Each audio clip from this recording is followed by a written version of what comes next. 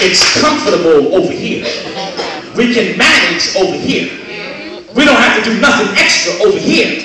We have memories over here, but can I tell you something? We have outgrown this wilderness. So until we reach the promised land, don't forget what you learned on the side, and that was how to worship God. Have I told you to touch your neighbor yet? Well, go ahead and touch your neighbor and tell your neighbor it's time to put up or shut up. Here's where I go off the deep end, right here, deacons, and I hope y'all got my back. The sheriff was here at the first service. He had my back, but I need y'all to have my back. Security's with me on both sides, but here's where I get in trouble right here.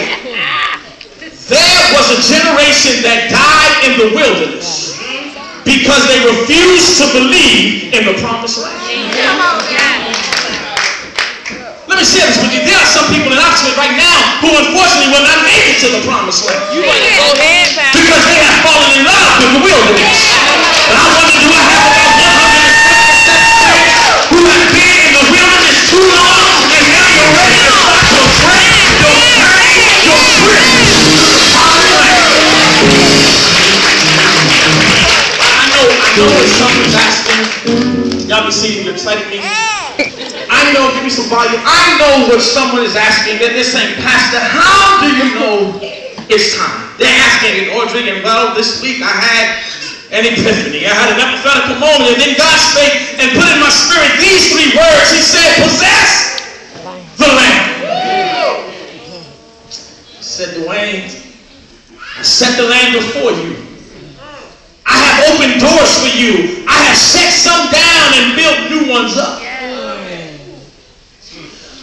Removed the power from your haters, and I gave you some warriors. I exposed your doubters and gave you some faith giants, because what used to work then will not work now. And just as I spoke to Abraham, promised him the land, hundreds of years later, the promise was still true: possess the land. He spoke, and I'm not going to preach you happy, but he said, let your doubters doubt, let your haters hate, let your stagnant stay stagnant, let your troublemakers cause trouble, let your faithless have no faith, but you possess the land. I said, God, how can we possess the land without them? He responded and said, because everybody ain't God. So until I remove your obstacles, until I remove your hindrances, I remove your stumbling blocks, tell Oxford, start the journey. Tell Oxford, it's time to possess the land. I said, God, how do we go about possessing the land? He says, first I want you, and step one is to act like it's yours. Act like you're already got it.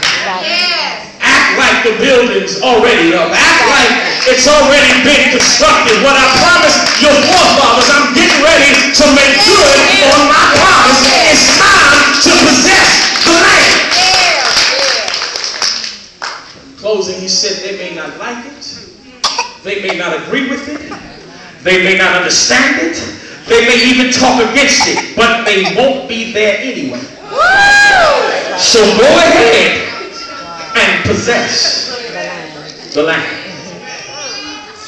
Possess the land.